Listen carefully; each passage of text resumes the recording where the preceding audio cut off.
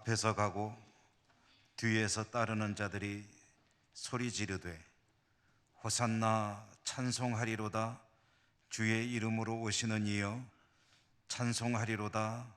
오는 우리 조상 다윗의 나라여 가장 높은 곳에서 호산나 하더라.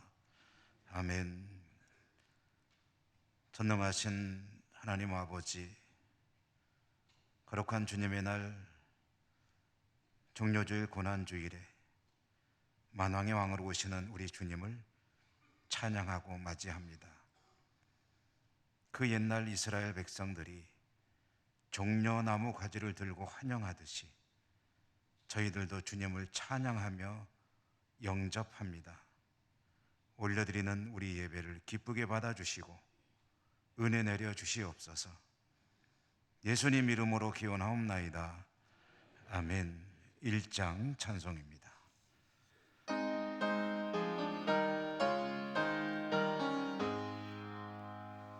만복의 근원 하나님, 온 백성 찬송 드리고 저 천사여 찬송하세. 찬송 성부 성자 성령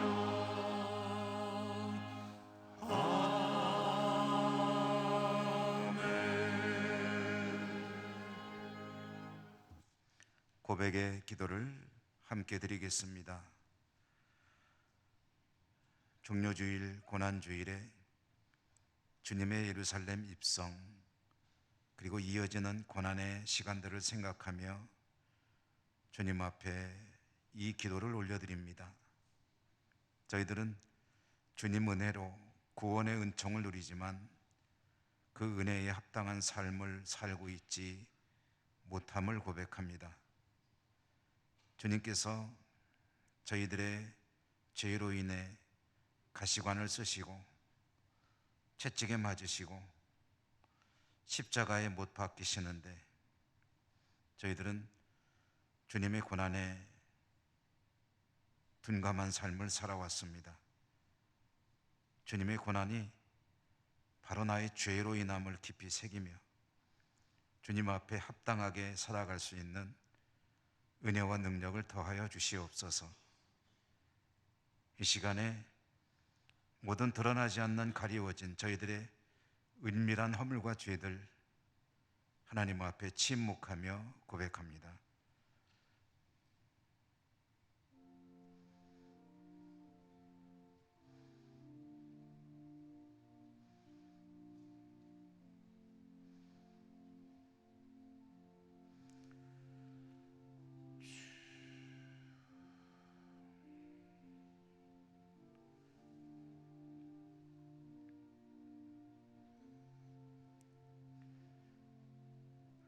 하나님의 사죄의 말씀입니다.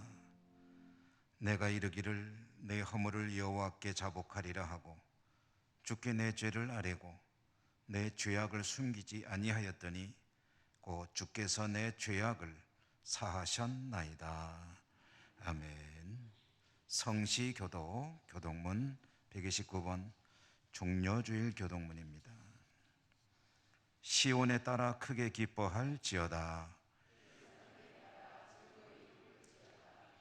보라, 내 왕이 내게 임하시나니 그는 공의로우시며 구원을 베푸시며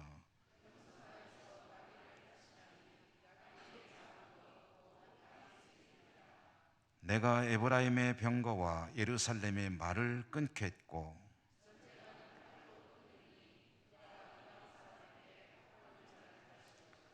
그의 통치는 바다에서 바다까지 이르고 앞에서 가고 뒤에서 따르는 무리가 소리 높여 이르되 주의 이름으로 오시는 이여 가장 높은 곳에서 호산나 하더라. 아멘. 사도신경 신앙 고백합니다. 나는 전능하신 아버지 하나님 천지의 창조주를 믿습니다. 나는 그의 유일하신 아들 우리 주 예수 그리스도를 믿습니다. 그는 성령으로 잉태되어 동정녀 마리아에게서 나시고 본디오 빌라도에게 고난을 받아 십자가에 못 박혀 죽으시고 장사된 지 사흘 만에 죽은 자 가운데서 다시 살아나셨으며 하늘에 오르시어 전능하신 아버지 하나님 우편에 앉아 계시다가 거기로부터 살아있는 자와 죽은 자를 심판하러 오십니다. 나는 성령을 믿으며 거룩한 공교회와 성도의 교제와 죄를 용서받는 것과 몸의 부활과 영생을 믿습니다. 아멘. 140장 찬송가입니다.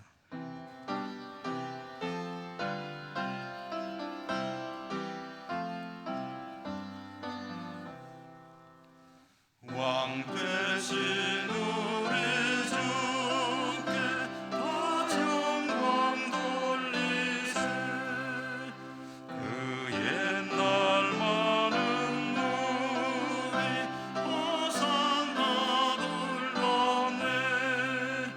다윗의 자손으로 세상에 오시오.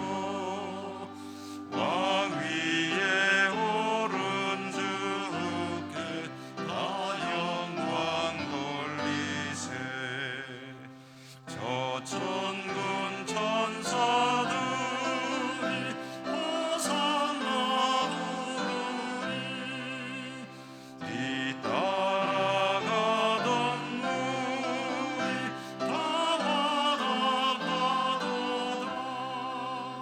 저 유대 백성같이 정려가지 들고 오시는 주를 맞아 호산나 부르세.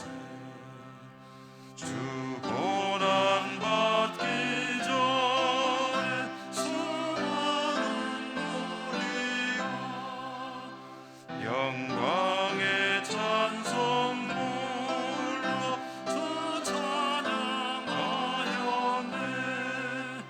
이같이 우리들도 주 환영하오니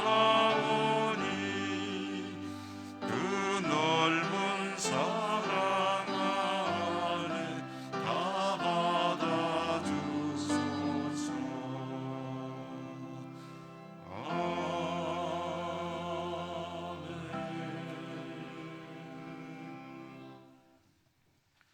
김종락 장로님 기도 인도하시겠습니다.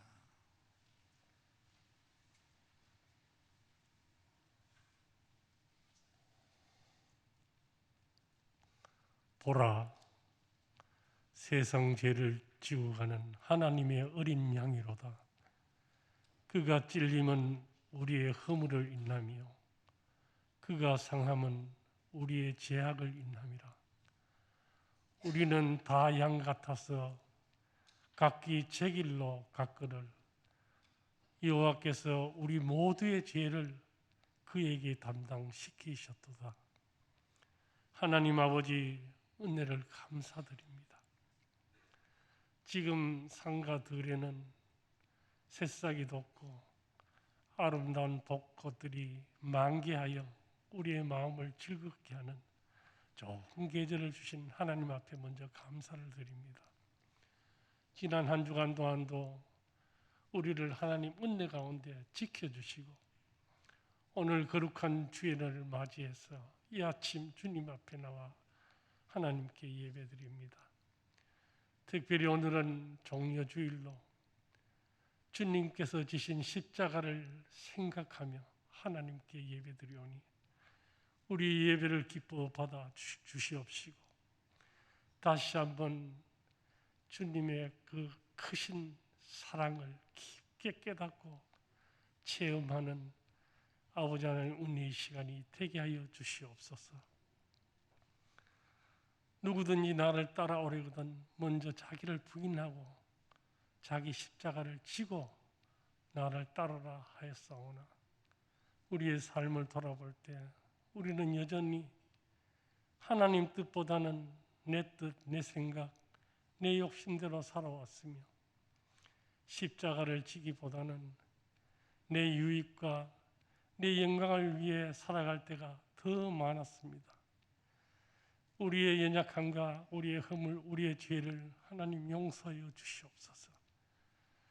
참된 주님의 제자의 길을 걸어갈 수 있도록 성령 하나님께서 인도하여 주시옵소서. 이번 한 주는 고난 주간으로 저희들이 지키게 됩니다. 우리 주님께서 하나님의 거룩한 뜻을 이루기 위해 죄 없는 몸으로 온갖 고난 고초 당하시고 마침내는 십자가까지 지셨는데 이 한 주간만이라도 우리들이 하나님 앞에 우리의 욕심대로 구하지 않고 우리가 하나님의 거룩한 뜻을 이루기에 내가 해야 할 일이 무엇인가, 내가 져야 할 십자가가 무엇인가를 깊이 묵상하면서 주님의 고난에 동참하는 이 한 주간이 되게 하여 주시옵소서. 아버지 하나님, 우리가 세상에 나가서 살며 많은 일을 만날 때 우리의 생각과 우리의 감정으로 행하지 않게 하시고 오직 하나님의 눈으로 하나님의 마음으로 우리가 바라보면서 이해하고 용서하며 적은 것 하나라도 하나님의 사랑을 실천하며 살아갈 수 있는 우리의 삶이 되게 하여 주시옵소서. 아버지, 우리의 힘과 의지만으로는 부족하오니 성령 하나님께서 도와주시옵소서. 아버지 하나님, 계속되는 코로나19로 우리의 모든 삶이 여러 가지로 어려움을 겪고 있습니다.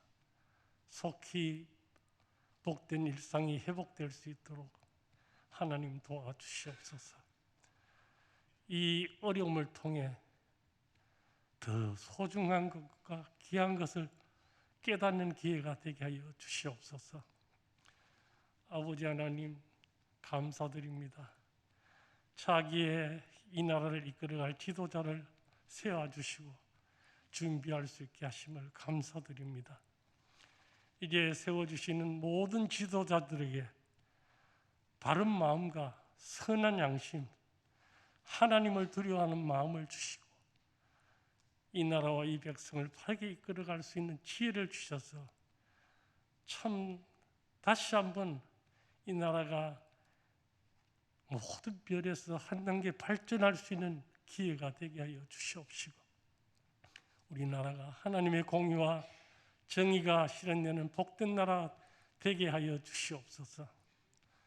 아버지 하나님, 산불 피해로 삶의 터전을 잃고 어려움을 겪고 있는 우리 이웃들도 있사오니 아버지 하나님, 속히 복구하여 안정된 삶을 살아갈 수 있게 도와주시고 아버지 하나님, 저 유럽 우크라이나에서는 전쟁으로 인해 많은 인명 피해와 재산 피해, 온 국민이 혼란에 빠져 있사오니 아버지 하나님, 그 나라와 백성들을 불쌍히 여겨주셔서 속히 전쟁이 그치고 평화가 회복될 수 있도록 은혜를 베풀어 주시옵소서.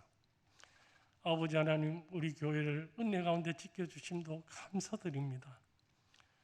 그러나 코로나19로 지금 많은 성도들이 주님 앞에 나오지 못하고 있습니다. 모든 성도들이 다 같이 주님 전에 나와서 온전한 예배를 드릴 수 있도록 하나님 은혜를 베풀어 주시옵소서. 모든 성도들이 기도에 힘쓰고 주님의 사랑으로 섬김에 힘써서 참 우리 교회가 하나님의 뜻을 이루는 교회, 하나님이 기뻐하시는 교회가 되게 하여 주시옵소서. 연로하신 어른들의 건강을 지켜주시고 자라나는 어린이와 청소년들에게 믿음과 지혜를 더하여 주시옵시며 말씀 안에서 잘 자라서 하나님과 이 나라에 크게 쓰임받는 인재들이 많이 배출되게 하여 주시옵소서. 원치 않는 사고와 여러 가지 질병으로 또한 여러 가지 문제로 특별히 아버지 하나님 마음과 투병하고 있는 하늘도 있사오니 그들의 간절한 기도를 하나님 들으시고 응답하여 주시옵소서. 다시금 하나님께 감사하며 영광 돌릴 수 있는 기회를 허락하여 주시옵소서. 아버지 하나님, 국내에 흩어져 살아가고 있는 우리의 자녀들, 어디에서 무엇을 하든지 성령 하나님께 매여서 믿음으로 승리하는 자들이 되게 하여 주시옵소서. 이 어려운 때에 주의 복음을 들고 세계 각곳에 나가서 복음을 증거하고 있는 선교사들과 그 사역지 위에 하나님께서 은혜를 베풀어 주시옵소서. 복음의 문이 열려지게 하시고 선교사들의 건강과 안전을 지켜 주시옵소서. 이 한 시간도 하나님의 귀한 말씀을 들고 우리 담임 목사님 세워주셨사오니 말씀 선포될 때 성령 하나님께서 함께 역사해 주셔서 우리의 마음이 뜨거워지게 하시고 다시 한번 깨닫고 우리의 삶이 거룩한 삶으로 변화되게 하여 주시옵소서. 정성껏 준비해서 하나님을 찬양하는 찬양대의 찬양과 이모저모로 예배를 돕는 모든 봉사자들의 그 수고를 기억하사 은혜로 채워 주시옵소서. 우리를 구원하시기 위해서 고난 받으시고 십자가 지신 우리 주 예수 그리스도의 이름으로 간절히 기도드리옵나이다. 아멘.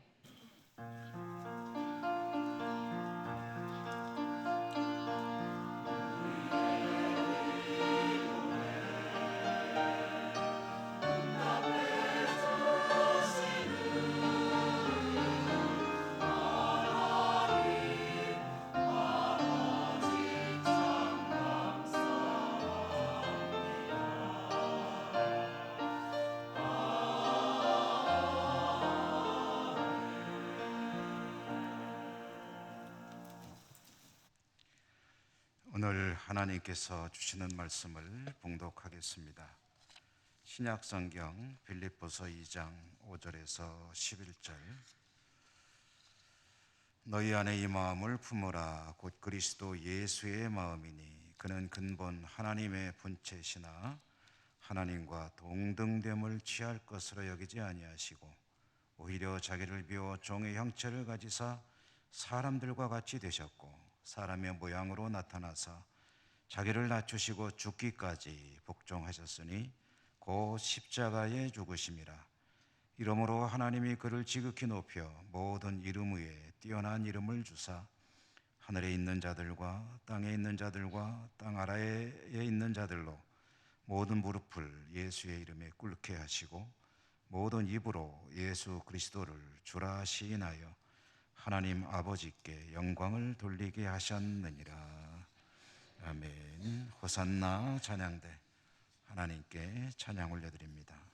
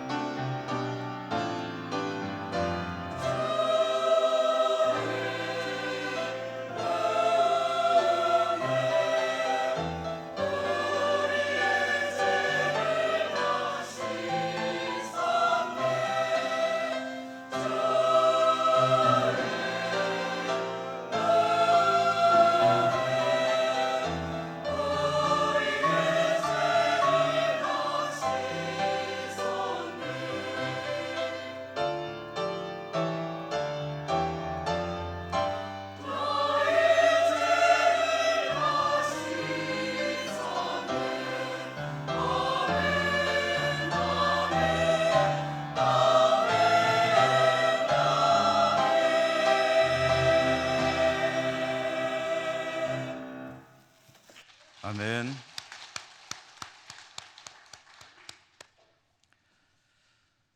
오늘도 하나님을 예배하는 복된 자리에 나오신 여러분들을 진심으로 축복하고 환영합니다.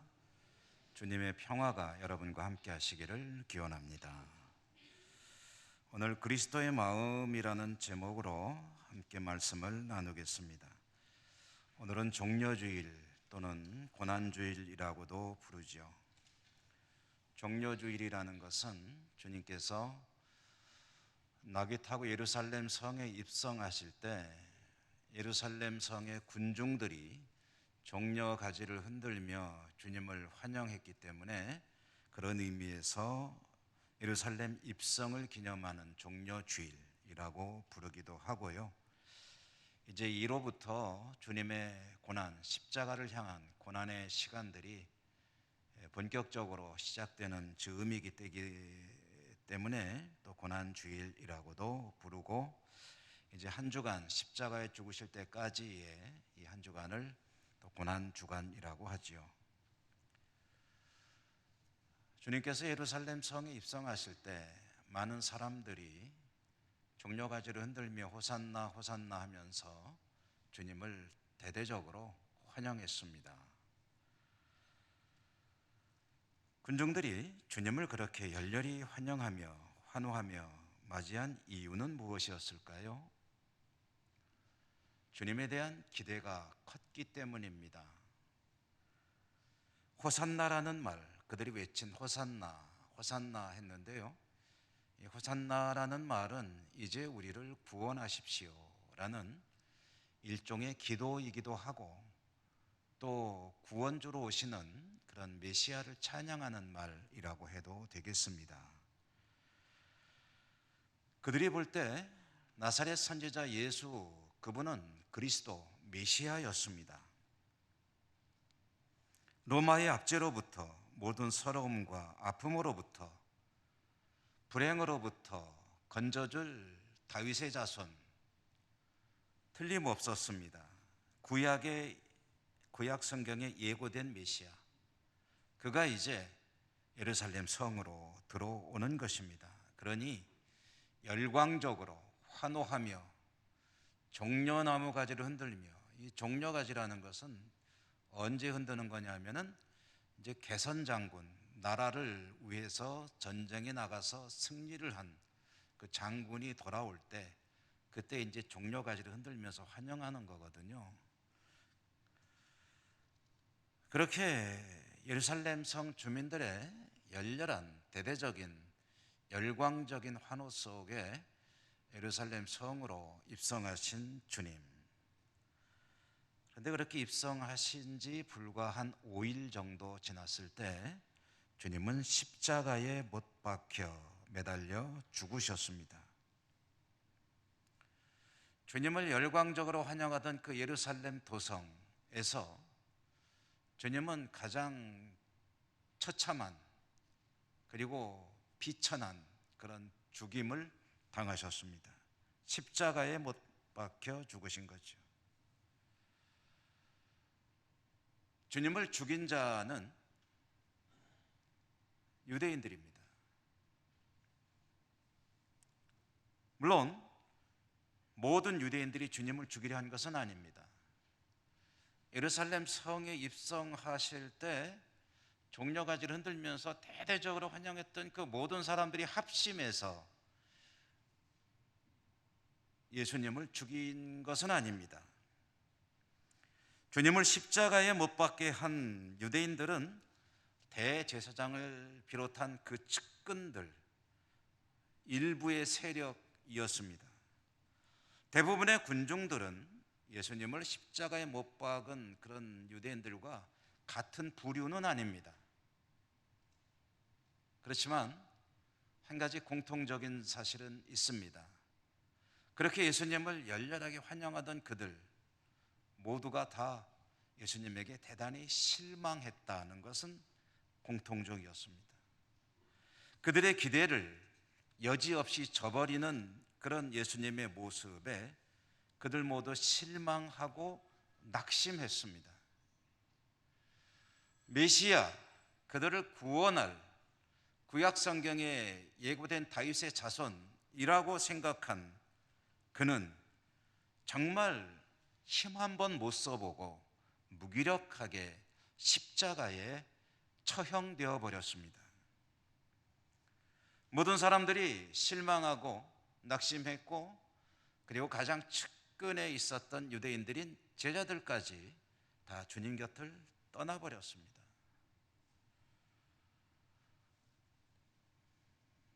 말하자면 주님은 크게 환영받았지만 얼마 지나지 않아 또 크게 실망을 주기도 한 잠깐 동안의 메시아였다라는 거죠.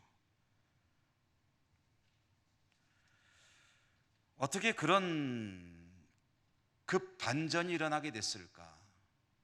어떻게 그런 짧은 기간 내에 큰 그런 변화가 있게 된 것일까? 이 질문에 대해서는 대답을 잠시 후에 듣도록 하고, 오늘 우리에게 주시는 이 말씀을 들여다보도록 하겠습니다. 우선 오늘 우리가 받은 이 말씀이 들어있는 성경, 이 빌립보서라고 하는 이 책, 이 빌립보서는 사도 바울이 빌립보 교회 성도들에게 보낸 서신, 편지죠. 사도 바울이 감옥에 갇혀 있습니다. 로마 감옥으로 알려지고 있습니다. 그때에 빌립보 교회에서 사람이 찾아왔습니다. 그 사람 편에 보낸 이 글이 바로 이 빌립보서라는 성경으로 우리에게 전해지고 있는 것입니다. 사도는 감옥에 갇혀 있지만 교회들을 위해서 늘 기도했습니다. 특별히 빌립보 교회를 위해서도 기도했겠죠. 교회를 위해서 기도하지 않을 수가 없습니다. 초대교회, 대부분의 교회가 다 공통적이었지만 빌립보 교회도 핍박과 시련 가운데 신앙을 지키는 것이 몹시 힘겨웠습니다.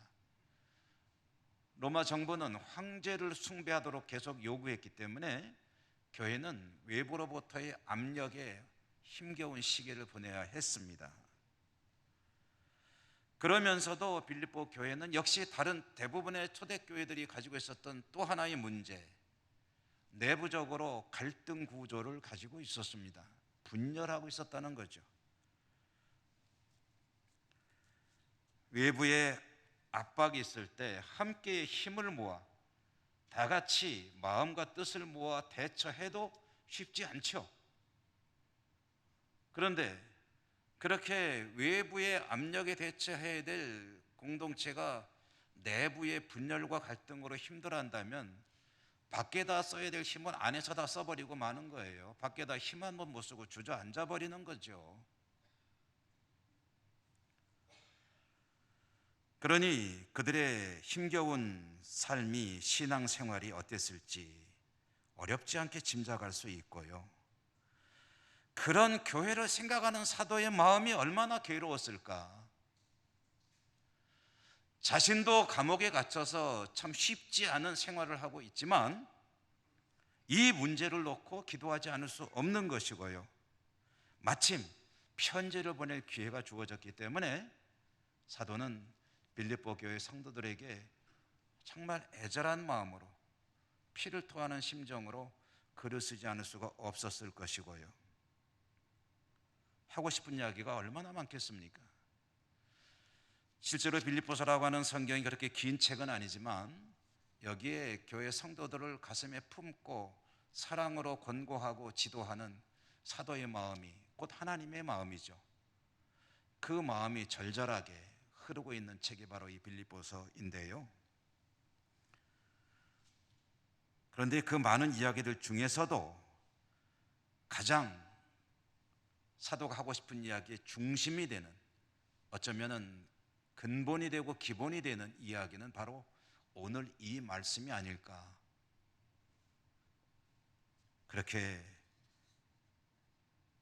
성경을 읽게 됩니다. 오늘 본문의 내용이 무엇입니까? 너희 안에 이 마음을 품으라. 너희 안에 이 마음을 품으라. 곧 그리스도 예수의 마음이니. 그리스도의 마음을 품으라. 주님의 마음을 품으라.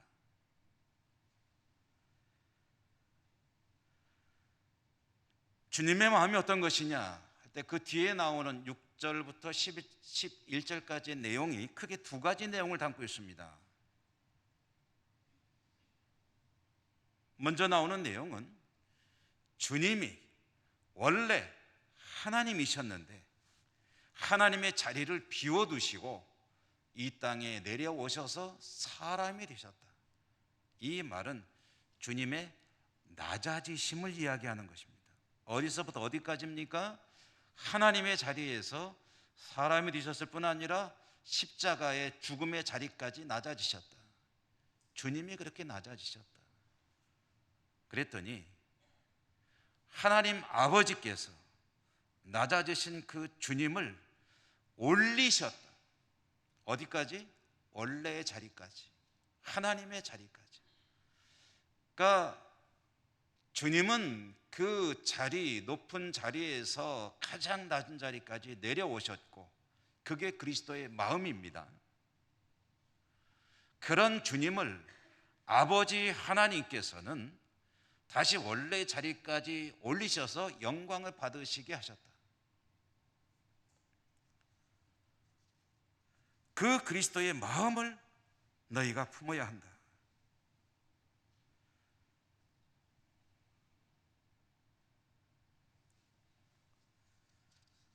그러므로 빌립보의 성도들이 품어야 될 그리스도의 마음은 간략하게 표현해 본다면 낮아짐입니다. 낮아짐. 낮아져라. 그리스도께서 낮아지지 않으셨느냐? 그는 하나님이십니다. 그런데 하나님의 자리를 비워두셨습니다.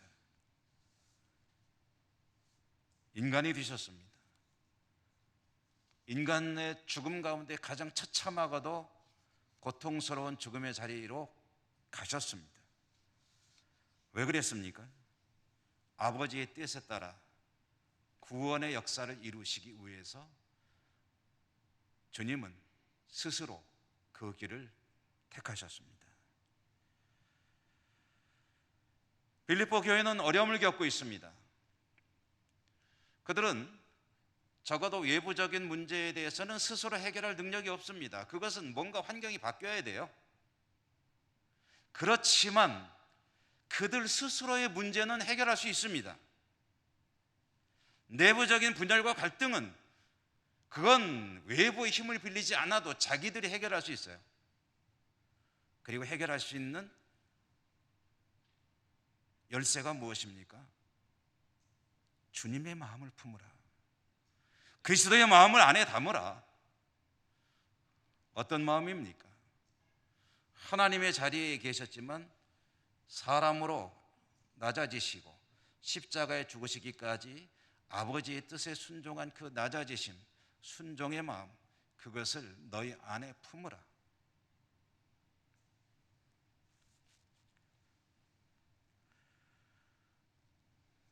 빌립보의 성도들은, 초대교회 성도들은 그동안 역사 속에 존재했던 수많은 교회들이 그렇게 공동체에 때로는 갈등을 빚고 분열했던 그 이유가 무엇일까요? 빌립보 교회 얘기만 하죠. 그리스도 안에서 머리 되시는 주님의 뜻에 따라 한 몸을 이루어야 될 교회 공동체, 그 교회 공동체가 내부적으로 갈등을 빚고 있었던 이유가 무엇일까요? 하나하나 따져보면 여러 가지 구체적인 사례들을 이야기할 수 있겠죠. 이랬기 때문에 저랬기 때문에 그 문제 때문에 저 문제 때문에 많은 이야기를 할 수 있겠지만 근본으로 모아본다면 그들은 주님의 마음을 몰랐습니다. 주님의 마음을 담고 있지 못했습니다. 주님의 백성들입니다. 그런데 주님의 백성으로서 당연히 담아야 될 주님의 마음을 담지 못했습니다. 그렇기 때문에 결과적으로 주님께서 원하시는 신앙과 삶이 아니라 원치 않는 신앙과 삶으로 계속해 나갔습니다. 왜요? 주님의 마음이 그들 안에 존재하지 않았기 때문입니다. 따라서 그들에게 꼭 필요한 일이 무엇이겠습니까? 답이 자동적으로 떠오르게 되죠. 주님의 마음을 품는 거죠. 자신을 비우는 거죠. 자신을 내세울 것이 아니라 자신을 비우고 말씀에 따라 순종하여 스스로 낮아질 때, 여러분, 그럴 때예요, 그들 각자의 문제가 해결이 됩니다. 아픔이 해소가 됩니다.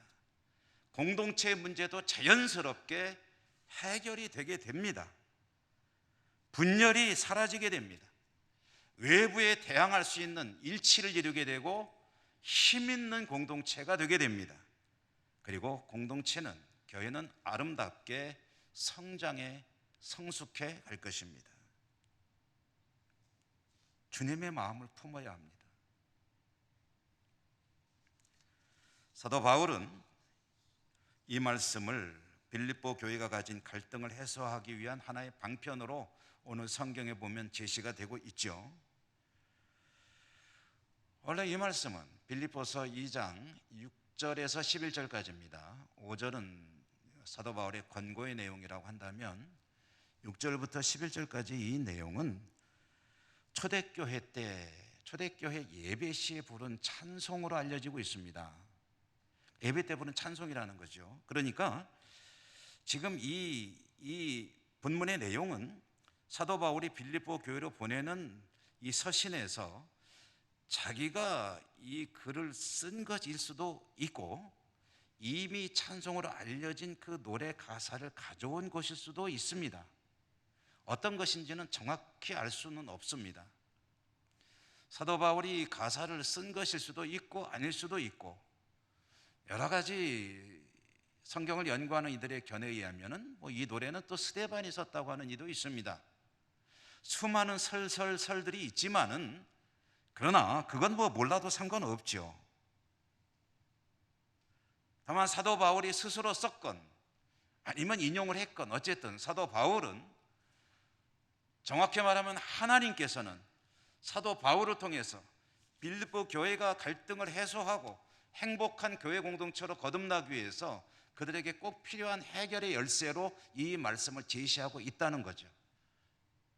그리고 핵심이 무엇입니까? 그리스도의 마음을 너희 안에 품고 살아야 한다.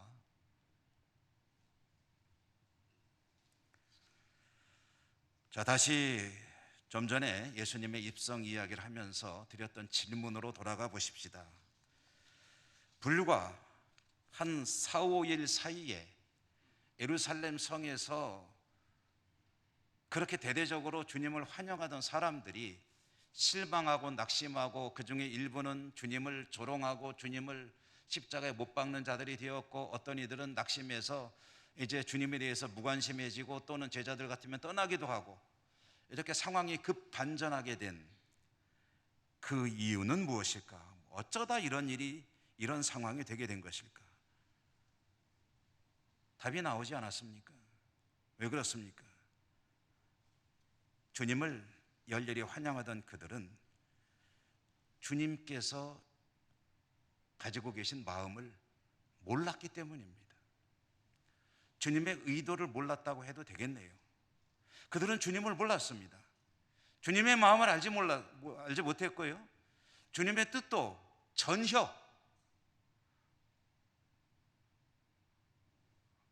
알지 못했습니다. 적어도 제자들은 수없이 들었습니다마는, 그러나 역시 그들은 받아들이지 않고 알지 못하고 있었습니다. 주님을 환영하는 사람들은 주님이 그들의 여러 가지 삶의 문제를 해결할 메시아라고 믿었습니다. 그들이 원하는 메시아의 역할은 현실적인 여러 가지 문제들을 해결하는 것이었습니다. 가장 굵직한 문제는 로마의 지배를 벗겨내는 거죠. 로마의 지배를 받고 있는 그 나라의 민족의 고통을 이제는 스탑시키고, 로마의 지배를 벗어날 뿐 아니라 부국강병을 이루고 과거 다윗의 때처럼 큰소리 치며 떵떵거리며 살아가는 나라를 이루는 것이 그들의 소망이었습니다. 삶이 복되고 풍요로운 삶이 되기를 원했지요. 그 자체가 어찌 나쁜 것이겠습니까? 그렇지 않습니다. 그렇지만 주님이 이 땅에 오신 목적은 아니었습니다. 주님은 유대 나라의 독립을 위해서 오신 게 아니에요. 그들의 삶을 풍요롭게 하기 위해서 오신 게 아닙니다. 그것은 역사 속에서 이루어질 사건들이에요. 역사의 주인 되시는 하나님께서 때가 되면 나라의 독립도 이루실 것이고 부국강병도 이루어 주실 것이고 여러 가지 필요한 것들을 행하실 것입니다. 그러나 주님이 이 땅에 오신 목적은 아니에요. 주님이 이 땅에 오신 이유,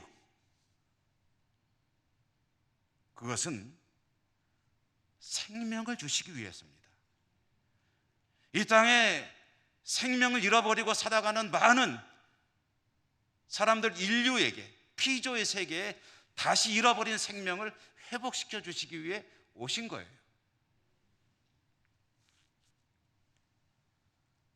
주님은 그 구원의 역사를 이루기 위해 하나님의 자리를 떠나 사람이 되어 오셨습니다. 그것이 이유입니다. 그것이 주님의 마음입니다.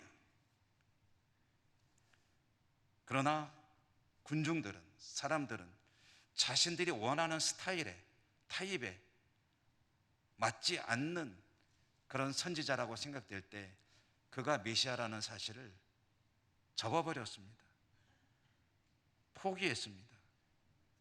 대부분의 군중들은 그냥 등을 돌렸습니다. 원래부터 싫어했던 이들은 주님을 제거하기 위한 공작을 계속했습니다. 일부는 거기에 동조까지 하게 되었습니다.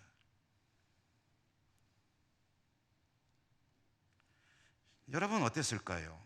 그들이 주님께서 이 땅에 오신 진정한 의도, 이유, 목적을 알았더라면 그들은 주님을 어떻게 대했을까요?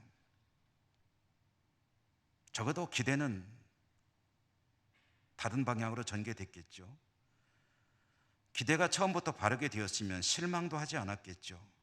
주님을 떠나지도 않았겠죠. 어떤 이들은 주님을 결국 십자가에 못 박겠지만 주님의 마음을 바르게 알았더라면 주님을 배신하고 떠나는 그런 모습이 제자들에게는 최소한도 없었겠죠. 결국 주님의 마음을 알지 못할 때에 모든 것은 핀트가 어긋나고 있었습니다.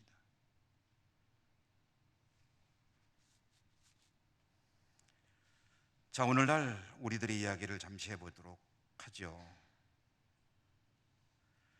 오늘 이 시대에 주님을 믿고 살아가는 우리들에게 주어지는 여러 가지 신앙적인 질문들이 있습니다. 우리는 계속해서 스스로에게 질문을 해야 됩니다. 질문이 없으면, 답을 생각하느라 고심하지 않으면 진보와 발전이 없습니다. 이제 되었다 하고 현재에 늘 만족하고 살아간다면 거기에서 스톱이 아니라 퇴보하게 되어 있습니다. 계속해서 내 신앙에, 내 삶에 대해서 문제 제기를 하고 질문을 해야 됩니다. 그렇게 질문해야 될 여러 가지 우리들의 물음표에 오늘 성경은 또 한 가지 중요한 그 질문해야 될 일을 계시해 주는데요. 저도 여러분도 우리들은 주님에 대해서 무엇을 기대하고 주님을 믿고 있을까요? 우리들은 주님의 마음을 잘 알고 있을까요? 혹시 주님에 대한 기대, 주님에 대한 생각, 주님에 대한 이해가 종려가지를 흔들면서 주님을 환영하는 유대인들과 흡사한 것은 아닌 것인지요? 물론 우리에게는 주님의 도움이 절대적으로 필요합니다. 우리는 연약합니다. 무능력하죠. 주님의 도움이 없으면 과연 살아갈 수 있을까? 주님이 안 계시면 과연 우리가 무엇을 바라보고 살까? 우리는 절대적으로 주님을 의지하며 주님께 필요한 것을 구하며 은혜를 구하며 살아가야 할 존재들입니다. 특별히 어려운 시대를 살아갈 때 얼마나 필요한 것이 많은지 모릅니다. 물질도 필요합니다. 건강도 필요합니다. 우리 삶의 모든 문제들을 해결해 주십시오. 주님의 도움이 절실합니다. 또 주님은 무엇이든지 구하라 하셨습니다. 이것은 정말 특권 중의 특권이고 권능입니다. 전능하신 하나님께 우리의 모든 필요한 것을 구하며 의지하며 살아가는 것은 얼마나 엄청난 혜택이고 축복인지 모릅니다.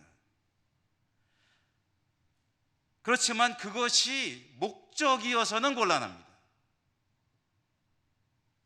살아가는 과정 중에 필요한 것들을 하나님께 구하는 것이고, 우리 마음속에 가장 중요한 스스로에 대한 질문, 신앙에 대한 질문, 삶에 대한 질문, 주님께서 기대하는 우리의 생각은 과연 주님의 마음을 잘 알고 있느냐?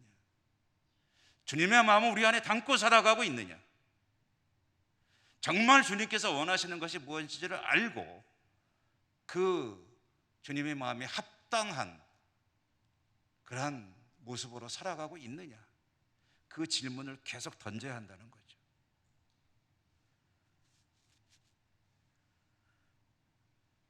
여러분, 우리는 번영을 원하지만 주님은 우리의 번영을 위해서 오신 분이 아닙니다.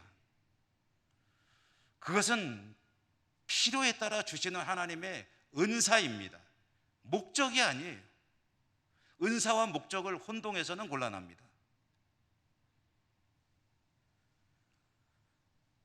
주님은 저와 여러분 우리들에게 생명을 주시기 위해, 살려주시기 위해 이 땅에 오셨습니다. 우리를 살리기 위해 자신을 죽이셨습니다.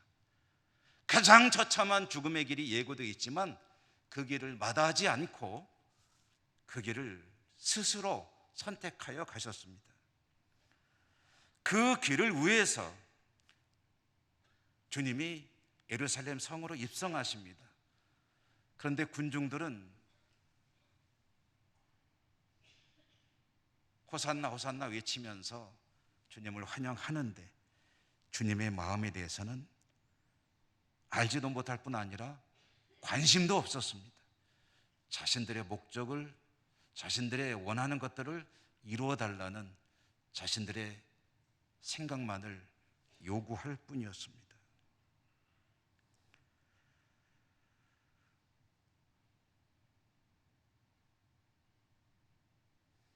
주님은 이 땅에 생명을 주시고 하나님의 나라를 세우시기 위해 오셨습니다.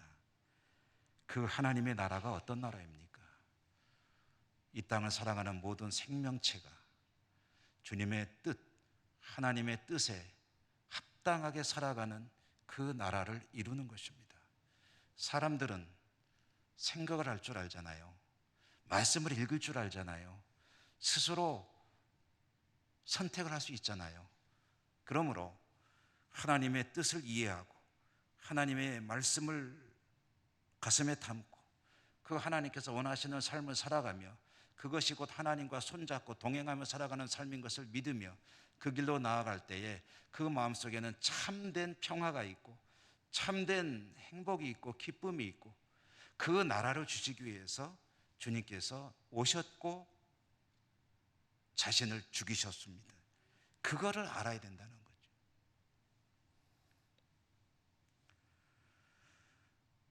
예루살렘에 입성하시는 주님을 바라보는 수많은 군중들 가운데 애석하게도 그 주님의 마음을 알고 있는 이는 한 사람도 없었습니다. 그런 의미에서 주님은 참 고독하셨죠.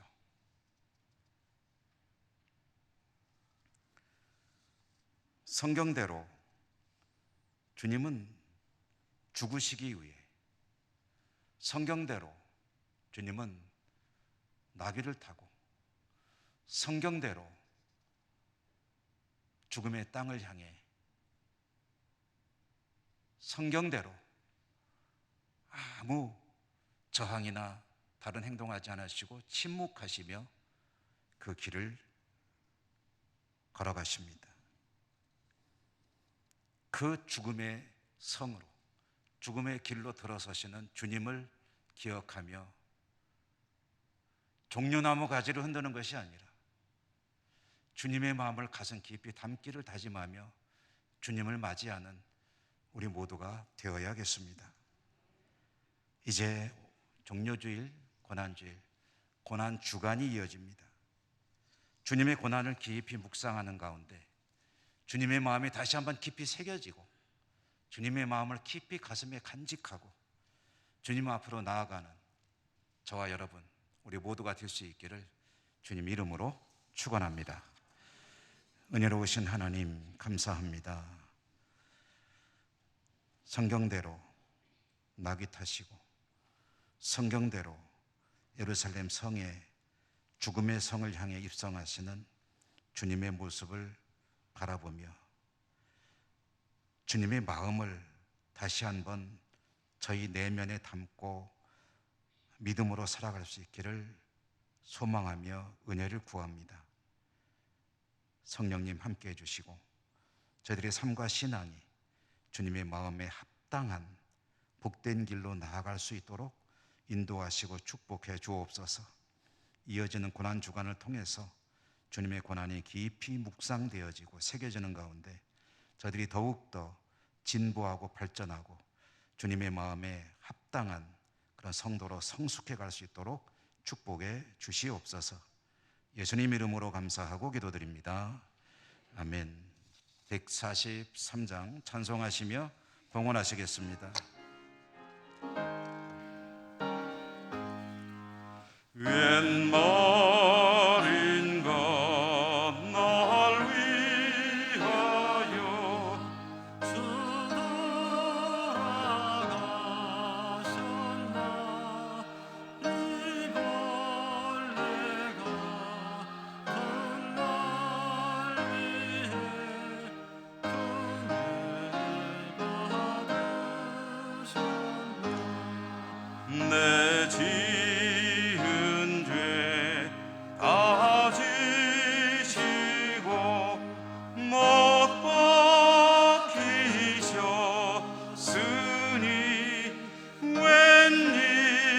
웬일인가 웬 은행가 그 사랑 크셔라.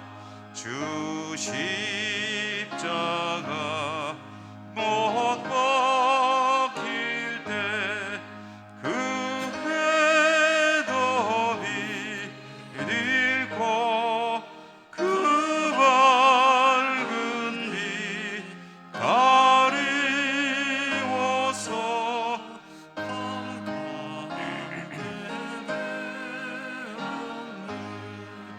나 십자가 대할 때에 그일이고 마오 내 얼굴과 네 못 뜨고 눈물 흘리노다. 늘 울어도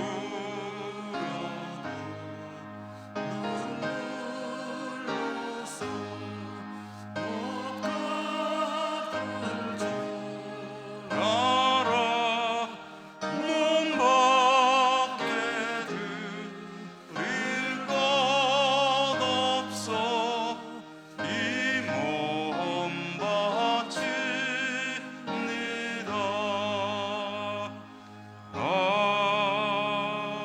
아멘. 자비로우신 하나님, 오늘도 저희들이 하나님을 예배할 수 있는 복을 주시고 또 하나님 앞으로 나오면서 올려드릴 예물을 들고 올 수 있도록 저희 삶의 여건, 필요한 것들 채워주심에 감사합니다.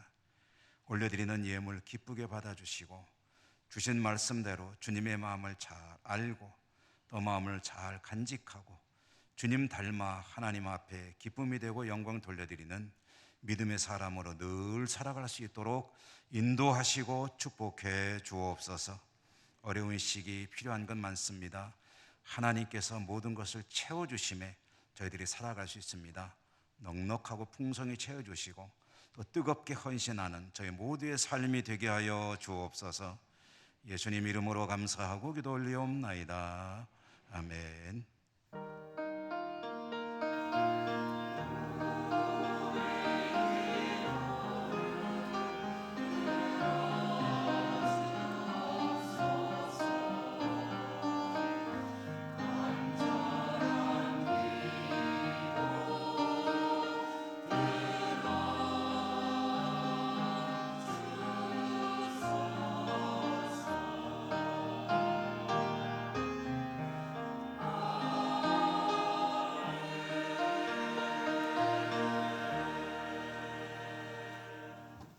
교회 소식입니다. 오늘 종료주일 순환주일 오후 찬양 예배는 찬양대 헌신 예배, 강사로는 우리 영준호의 봉화 봉양교회 섬기는 유조희 목사 오셔서 말씀 전해 주십니다. 다음 주일은 부활주일인데요. 여러분에게 부활절 헌금하실 분들을 위해서 사용할 헌금 봉투를 배부해 드렸습니다. 부활절 헌금은 그 헌금 봉투를 사용해 주시면 고맙겠고요. 그 다음에 우리 재정부에서 늘 부탁드리는데 그 겉에 기록하게 된 내용들을 가급적 다 써주시면 재정부원들이 덜 고생합니다. 굉장히 여러 가지 분류하고 하느라고 어려운데요. 좀 기록을 잘 해주셔서 헌금해 주시면 감사하겠습니다. 다음 주일 오후 찬양 예배는 기독교연합회 주관으로 부활절 연합 예배를 매년 우리 교회에서 드리는데 금년에는 1시간 뒤로 미루어 오후 3시 본당에서 이종승 목사 오셔서 말씀 전해 주시겠고요. 이 시간에도 예천 복음화 사업을 위한 헌금 순서가 있습니다. 이 헌금은 기독교연합회로 그대로 전달이 되어서 예천 복음화 사업에 쓰여지게 됩니다. 이제 내일부터 토요일까지 6일 동안 고난주간 특별 새벽기도회를 본당에서 5시 하게 됩니다. 여러분들의 많은 참여가 있기를 기대하고요. 참여에 즐거움을 드리기 위해서 출석부도 비치합니다. 그래서 오시는 분들은 이렇게 매일매일 출석 체크를 하시고 채워지는 기쁨을 누리시기 바랍니다. 아멘. 아멘 좀 하시면 참 고맙겠습니다. 고난주간에 한 끼 금식하시면 그 헌금을 해주시면 그것은 이제 전액을 그대로 어려운 이웃을 위해 쓰여지는 구제비가 되게 됩니다. 참고하시기 바라고요. 월삭기도에 잘 마쳤습니다. 원래의 일남선교회 주보에 찬양대실로 되어 있는데 장소가 바뀝니다. 세미나실입니다. 착오 없으시기 바라고요. 1, 2, 3남선교회 회원들께서는 이제 4월 16일 토요일 오전 9시 반부터 봄맞이 교회 대청소가 있다 하는 소식을 전해드리면서 많은 참여가 있으시기를 부탁을 드립니다. 시간은 좀 없지만은 마지막 세례에 관해서 여러분께 잠시 안내 말씀을 드려야 될 것 같습니다. 그동안 세례는 만 2살 이하는 유아 세례, 15세 이상은 그 세례해서 2가지로 세례를 하곤 했는데요. 이제 제도가 바뀌었습니다. 그래서 유아 세례는 만 6세까지, 그리고 7세부터 12세까지는 아동 세례라고 해서 아동들을 세례를 이제 베풀도록 제도가 변경이 됐고요. 세례 연령도 과거에 15세였는데 13세로 변경이 됐습니다. 그러므로 모든 연령대에서 세례를 받을 수가 있게 되겠고요. 입교 연령은 이제 13세로 낮아지게 되는 거지요. 우리 교우들께서 이제 세례 바뀐 제도를 잘 보시고 세례에 또 많이 참여할 수 있도록 함께 해주시면 감사하겠습니다. 우리 곁에 계신 분들하고 인사하시면 일어나겠습니다. 사랑합니다. 축복합니다. 강건하십시오.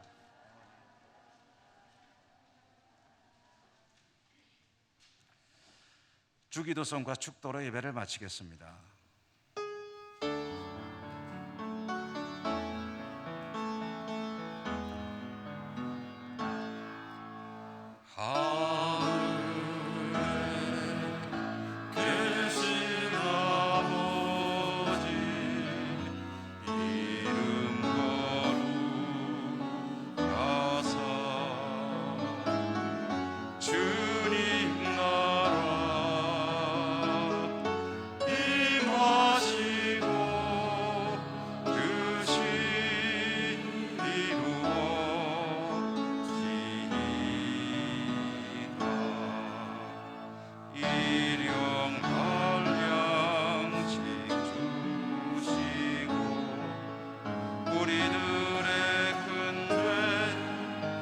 영원히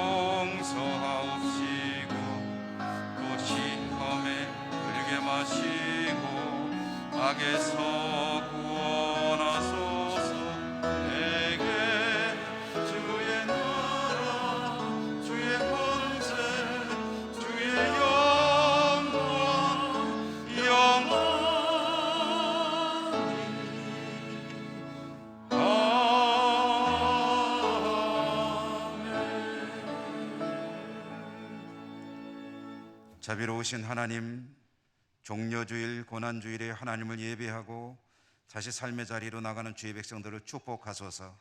주님의 마음을 품고 어디에서나 승리하는 주의 백성들 다 되게 해주시고, 흩어져 살아가는 우리 모든 가족들 있는 곳마다 또한 하나님께서 은혜 베풀어 주시옵소서. 예수님 이름으로 간절히 기도드립니다.